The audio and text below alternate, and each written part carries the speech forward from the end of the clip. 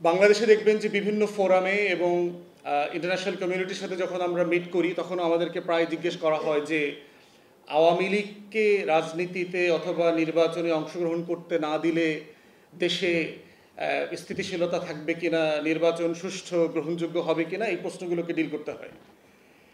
প্রশ্ন হচ্ছে যে ইতিহাসের পরম্পরা বারবার প্রমাণ করেছে যে আওয়ামী লীগ রাজনৈতিক দলের ডেফিনেশনে পড়ে না। সে হচ্ছে একটা ন্যাশনাল সিকিউরিটি থ্রেট, জাতীয় নিরাপত্তার হুমকি। এবং পৃথিবীর ইতিহাসে এরকম অজস্র ঘটনার এক্সাম্পল দেওয়া যাবে, আজকে তো সময় পারমিট করবে না, নাহলে আমি অ্যাটলিস্ট কয়েক শত এক্সাম্পল দেওয়া সম্ভব, যে ইভেন ওয়েস্টার্ন কান্ট্রিগুলো যেখানে ম্যাচিওর ডেমোক্রেসি ফাংশন করে সেই জায়গাগুলোতেও তারা রাজনৈতিক দল নিষিদ্ধ করে দেয়, তারা প্রতিষ্ঠান ব্যান করে দেয়।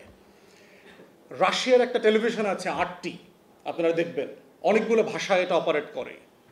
আমি ইংল্যান্ডে থাকা অবস্থা দেখলাম RT ইংল্যান্ডে ব্যান করে দিল। তো ইংল্যান্ড তো ডেমোক্রেসির দেশ না, অনেক মত পথ চর্চা করা যায়। ইরানের একটা টেলিভিশন আছে, প্রেস টেলিভিশন, আমরা একই সময় থাকা অবস্থা, লন্ডনে থাকা অবস্থা দেখলাম যে প্রেস টিভিটা ইংল্যান্ড বন্ধ করে দিল, কোনো ব্রডকাস্ট করা যাবে না। এবং শুধু তাই না, এই টেলিভিশনগুলোতে যারা কাজ করতেন তাদের অনেককে গ্রেফতার করা হয়েছে, তাদেরকে জেলে নেওয়া হয়েছে এবং পার্সোনা নন গ্রাটা করে দেওয়া হয়েছে, দেশ থেকে বসে করে দেওয়া হয়েছে 1-2 দিনের ব্যবধানে। তাহলে এত গণতন্ত্র, এত মত প্রকাশের স্বাধীনতা, এত আইনের শাসন, এত এত এত এত গল্প যেগুলো তারা আমাদেরকে মানবাধিকারের নামে শেখায় বলে, তারা সেগুলো কেন করলো? একটা মাত্র শুধু কারণ তারা বলেছে যে they pose national security to our sovereignty, তারা আমাদের জাতীয় নিরাপত্তার হুমকি তৈরি করছে। কারণ এই টেলিভিশনগুলোতে যারা কাজ করছে, যারা চাকরি করছে, তারা সাংবাদিকতার কাভারে আসলে ওই সকল দেশের এজেন্সির লোক, এবং এটা খুব কমন প্র্যাকটিস, সারা দুনিয়াতে আছে। এখানে আকবর ভাই আছেন, উনি এইগুলো খুব ভালো জানেন, স্ট্র্যাটেজিক যে জায়গাগুলো আছে, যে কিভাবে এজেন্সি সাংবাদিকতা আড়ালে এমবেডেড কাজটা করে বিভিন্ন দেশে। তো ঠিক একই বাস্তবতায় আওয়ামী লীগের জন্ম হচ্ছে আজন্ম পাপ এবং আমাদের নিরাপত্তার হুমকি। ওর জন্ম কিন্তু পলাশী দিবসে, বারবার বলেছি, দেশবাসীকে বুঝতে হবে। এবং এটা কাকতালীয় হইতে পারে, বাট দিন শেষে 1949 সালের 23শে জুন পলাশী দিবসে তার জন্ম। তো ওর জন্মটাই হচ্ছে আজন্ম পাপ, যে ওর জন্মটাই হচ্ছে একটা প্রতিবন্ধত্ব নিয়ে জন্মাইছে, যে ও শুধুমাত্র বাংলাদেশের স্বাধীনতা সার্বভৌমত্বের ক্ষতি করবে, এই ক্ষতি করার মধ্য দিয়ে সে বেঁচে থাকবে। এটাই তার ব্লাড ফ্লো, এটাই তার ব্লাড সার্কুলেশন তৈরি করে, এটাই তার পলিটিক্যাল ডায়ালিসিস। এটাই যে কিডনি নষ্ট হলে ডায়ালিসিস করতে হয় না, দূষিত রক্তকে শোধন করে আবার পরিশুদ্ধ করে। আওয়ামী লীগের পলিটিক্যাল ডায়ালিসিসের প্রসেস হচ্ছে যে বাংলাদেশের স্বাধীনতা সার্বভৌমত্বকে ধ্বংস করে দিল্লির গোলামি কায়েম করবার মধ্য দিয়ে তার রাজনীতি এবং তার রাষ্ট্র কাঠামো গঠন করা। এবং এইটা বোঝার মধ্য দিয়ে হচ্ছে আমার মাটির, আমার জমিনের আজাদির লড়াই, এটা বুঝতে হবে। এবং এই ফ্রেমটা ধরলেই বোঝা যাবে যে ইন্ডিয়ান হেজিমনি কীভাবে ওয়ার্ক করে। এবং ইন্ডিয়ান হেজিমনির ওয়ার্কের দুইটা মোটা দাগের জায়গা আছে।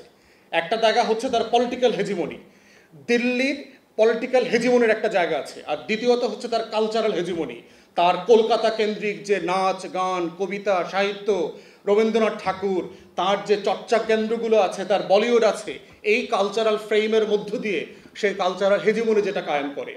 এখন তার দিল্লির পলিটিক্যাল হেজিমনিটা কিভাবে ওয়ার্ক করে? যে কোনো রাষ্ট্রের অন্য রাষ্ট্রে ইন্টারফেয়ার করবার সবচেয়ে বড় স্ট্রংগেস্ট ফর্ম হচ্ছে ওই দেশের রাজনৈতিক দলগুলোর ভিতরে তার স্বার্থ চর্চা করবার সুযোগ করতে দেয়া।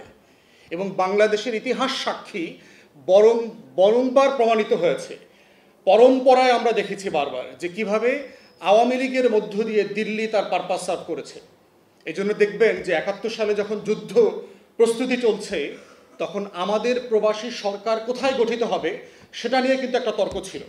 মাওলানা ভাসানী চান নাই যে সেটা কলকাতায় গঠিত হোক। মাওলানা ভাসানী বারবার বলেছেন বাংলাদেশের সবচেয়ে বড় প্রবাসী কমিউনিটি হচ্ছে লন্ডনে, আমাদের স্বাধীনতার সরকার, প্রবাসী সরকার লন্ডনে হওয়াটা আমাদের জন্য নিরাপদ। এবং একইভাবে আমরা ওখান থেকে ফান্ড রেজ করতে পারবো এবং ইন্টারন্যাশনাল যে সাপোর্ট দরকার সেটা আমরা পাবো। আমাদের যারা সেক্টর কমান্ডাররা ছিলেন, যারা মিলিটারি অফিসার ছিলেন, তারা সবাই বলেছেন যে আমরা চিটাগং হিল ট্র্যাক্সে আমাদের প্রবাসী সরকার তৈরি করব। গহীন জঙ্গল আছে, আমাদের আর্মস যেটা দরকার হবে আমরা বিভিন্ন জায়গা থেকে আর্মস ক্যারি করতে পারবো এবং এই সুযোগটা কাজে লাগায় আমাদের সভরেন্টির যে ফাইট সেটা করা যাবে। কিন্তু দেখেন আমাদের প্রবাসী সরকারটা গঠিত হয়েছে কলকাতায়। এবং সেখানে মাওলানা ভাসানী গেছেন, তাকে কিন্তু ভারত সরকার হাউস অ্যারেস্ট করে রেখেছে, প্রচণ্ড রকম সার্ভেলেন্সের মধ্যে রেখেছে। তাহলে দেখেন আমার পুরো আজাদির লড়াইটাকে পর্যন্ত কিভাবে কম্প্রোমাইজ করতে হয়েছে। নভেম্বর মাসে যে 7 দফা চুক্তি হয়েছে, দেখেন যে গোলামের চুক্তি, আমার রাষ্ট্রে আমার আমার আমার সেনাবাহিনী থাকবে না, আমার কোনো বর্ডার গার্ড থাকবে না, ভারত ঠিক করে দেবে যে আমার প্যারামিলিটারি ফোর্সটা কী হবে, আমি ইন্টারন্যাশনাল কোনো কমিউনিটির সাথে চুক্তি করতে পারবো না, তাদেরকে ইনফর্ম করতে হবে। আপাদ মস্তক আমার স্বাধীনতার লড়াইতে অংশগ্রহণ করবার যে সেই 7 দফা গোলামি চুক্তি, তাহলে সেই গোলামির ফ্রেম থেকে যখন এই ধরনের একটা সরকার গঠিত হয়েছে, তারা আসলে কি করেছে। এবং শেখ মুজিবের জীবনের সবচেয়ে বড় ট্র্যাজেডি এটাই যে একটা মুক্তির লড়াইতে যে মানুষটা 13 বছর 14 বছর জেল খেটেছেন, সেই মানুষটাই স্বাধীনতার নামে পরতে পরতে বাংলাদেশ আমলে স্বাধীনতা বিক্রি করে দিয়েছেন ভারতের কাছে। এবং এটাই হচ্ছে তার জীবনের সবচেয়ে বড় ট্র্যাজেডি, যে মানুষটা বাংলাদেশের গর্বিত গান্ধী হতে পারতেন, জিন্না হতে পারতেন, তিনি বাংলাদেশের মীর জাফরের রোলে চলে গেছেন, দেশ বিক্রি করার লড়াই করেছেন। যে মানুষটাকে সামনে রেখে বাংলাদেশে মুক্তির লড়াই হয়েছে, সেই মানুষটাই মৈত্রী চুক্তি করে ভারতের কাছে বাংলাদেশের সভরেনিটি বিক্রি করে দিয়েছেন। তো সেই জায়গাতে বুঝতে হবে যে 75 আগস্টে কি হয়েছে, নভেম্বরে কি হয়েছে, এবং 7ই নভেম্বরের সিগনিফিকেন্স কোথায়। 7ই নভেম্বর এবং আমাদের আগস্টের লড়াইয়ের কমন ফ্রেম হচ্ছে আমাদের শত্রু চেনার রাজনীতি। আজাদির লড়াইয়ের প্রধানতম শর্ত হচ্ছে ইতিহাসের মধ্য দিয়ে আমার শত্রু চিনতে হবে, এটাই হলো আমার সায়েন্স, এটাই বেঁচে থাকার শর্ত। এবং একটা রাষ্ট্রের আজাদির শত্রুকে যদি আমরা বারবার চেনার পরে আবার ওই ফাঁদে পড়ি, তাহলে ওই রাষ্ট্রকে বারবার রক্ত দিয়ে, ঘাম দিয়ে, শ্রম দিয়ে, আবু সাইদদের রক্তের উপর দিয়ে বারবার লড়াই করতে হবে, কিন্তু দেশ স্বাধীন থাকবে না। ঠিক একইভাবে দেখেন হায়দ্রাবাদে কি হয়েছে। আজকের ভারত কিন্তু 47-এর ভারত না, ভারত 47-এ এত বড় ছিল না।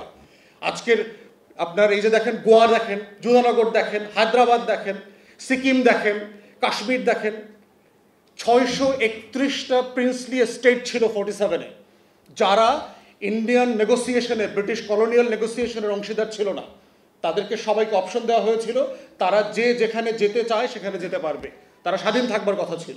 তাদেরকে দেখে কি করেছে দেখেন, 47-এর অনওয়ার্ডস ভারত প্রত্যেকটা প্রিন্সলি স্টেটকে দখল করে নিয়েছে, প্রত্যেককে। সর্বশেষ আপনার সিকিম নিয়েছে 75 সালে। কিভাবে নিয়েছে? সিকিম যে কংগ্রেস, ন্যাশনাল কংগ্রেস ছিল, সেই কংগ্রেসের লিডারশিপকে ইনফিল্ট্রেট করে নিয়েছে। সেই লেন্দুক দর্জির কাজে সে সফল হয়েছে, কারণ যেটা ভারতের বলয়ের মধ্যে ছিল। বাংলাদেশ অংশে 2 বার সে সাকসেসফুলি ফেল করেছে। 75-এ ফেল করেছে দেশ নিতে, দেশের করায়ত্ত নিতে, এবং 24-এ ফেল করেছে। এবং এটাই আমাদের আজাদির লড়াইয়ের সফলতা বারবার। এবং বাংলাদেশের এই মাটির বিজয়ের ইতিহাস শত শত বছরের ইতিহাস। 13th সেঞ্চুরিতেও এই উত্তর অঞ্চলে দিনাজপুরে যখন মুঘল এম্পায়ার আসছিল, আমাদের বাংলা শাসকরা তাকে যুদ্ধে পরাজিত করেছে এবং চুক্তি করে, সন্ধি চুক্তি করে দিল্লিতে ফেরত পাঠাইছে। অতএব আমাদের বোঝার যেমন জায়গা আছে যে আমার মুক্তির লড়াইয়ের শত্রু কারা, দিল্লিকেও বুঝতে হবে যে we are not for sale, আমরা বানের পানিতে ভাইসে আসি নাই। আমাদের লড়াইয়ের হাজার বছরের এক্সাম্পল আছে। আমাদের হাজার হাজার শহীদরা জীবিত আকারে এই মাটিতে চড়ে বেড়ায় শুধুমাত্র সার্বভৌমত্বের জন্য জীবন দেবে বলে। অতএব সেই জায়গাতে 75 এবং 24-এর অমিলের জায়গাটা হচ্ছে এইখানে, যে আজাদের শত্রু একইভাবে প্রমাণিত হয়েছে। শেখ মুজিব, শেখ পরিবার, আওয়ামী লীগ, দিল্লির গোলামরা পরাজিত হয়েছে। এবং প্রেসিডেন্ট জিয়াউর রহমানের মতো এরকম আরও যারা শহীদ হয়েছেন, সেই রকম আজাদির পক্ষের মানুষরা এসে তখন দায়িত্ব নিয়েছেন। ঠিক একইভাবে 24-এ আওয়ামী লীগ, শেখ পরিবার, শেখ হাসিনা, দিল্লি পরাজিত হয়েছে। ঠিক একইভাবে আবার এই বাংলাদেশপন্থী আপামর জনতা বিজয়ী হয়েছে। এটাই আমাদের আজাদির লড়াইয়ের সিমিলারিটি, কন্ট্রাস্টের জায়গাটা আর কি। এবং ফিউচারের জন্য এটা মাথায় রাখতে হবে আমাদেরকে এবং আমাদের শত্রুদেরকে, যে আগামী দিনগুলোতে আমার এই মুক্তির লড়াইতে কারা সবচেয়ে বড় বাধা হয়ে আসতে পারে, সেই ড্যামগুলোকে আইডেন্টিফাই করতে হবে এবং ভেঙে দেওয়ার জন্য প্রস্তুতি নিতে হবে। প্রশ্ন হচ্ছে, আমরা বিভিন্ন রাজনীতি করি, এখানে বিভিন্ন রাজনৈতিক দলে আছি, কিন্তু আজাদির প্রশ্নে, স্বাধীনতার প্রশ্নে, সার্বভৌমত্বের প্রশ্নে, আত্মমর্যাদার প্রশ্নে, জাতীয় স্বার্থের প্রশ্নে, আমার ফরেন পলিসি, আমার defence policy, there is no difference of opinion. There can be no difference of opinion. Come what may, এটা বিএনপি আসুক, জামাত আসুক, অন্য দল আসুক, কোয়ালিশন আসুক, এই প্রশ্নগুলো হচ্ছে কমন কোয়েশ্চেন। এই প্রশ্নগুলোই হচ্ছে সারা পৃথিবীতে রাষ্ট্রকে রাষ্ট্র হিসাবে বাঁচিয়ে রাখে, জাতিকে জাতি হিসাবে মর্যাদার চোখে নিয়ে যায়। এবং সেজন্যই পশ্চিমা দেশগুলোতে দেখবেন সরকার পরিবর্তন হয়, ক্ষমতা পরিবর্তন হয়, দল পরিবর্তন হয়, কিন্তু যুদ্ধের নীতি পরিবর্তন হয় না। কোন দেশে গিয়ে কার কাছ থেকে তেল চুরি করবে, গ্যাস চুরি করবে, সেখানে দেখবেন পুরো কংগ্রেস, পুরো house of parliaments agree to the position. এবং এটাই হচ্ছে জাতিসত্তার আজাদির প্রশ্ন। অতএব 7ই নভেম্বর 75 আর 24 এই জায়গাটাতে হচ্ছে আমাদেরকে একটা কমন জায়গায় শিক্ষা দিয়েছে যে আগামী দিনের রাষ্ট্র বিনির্মাণে যে নতুন পলিটিক্যাল সেটেলমেন্ট দরকার, সেখানে এই কমন কোশ্চেনে আমরা কম্প্রোমাইজ কেউ করব না। এর বাইরে হলো পলিটিক্স। আমার হেলথ পলিসি কী হবে, এখানে ডিফারেন্স অফ ওপিনিয়ন থাকবে। আমার এডুকেশন পলিসি কী হবে, এখানে ডিফারেন্স অফ ওপিনিয়ন থাকবে। কে কোথায় নির্বাচন করবে করবে না, এখানে ডিফারেন্স অফ ওপিনিয়ন থাকবে। জুলাই সনদ নিয়ে 100 ওপিনিয়ন থাকতে পারে, কোনো সমস্যা নাই। কিন্তু এই কমন মোটা দাগের প্রশ্নই হচ্ছে আগামী দিনের 7ই নভেম্বরের, আগস্ট বিপ্লবের, 24-এর এবং 75-এর মুক্তির লড়াইয়ের বার্তা। সবাইকে অসংখ্য ধন্যবাদ। সালামু আলাইকুম।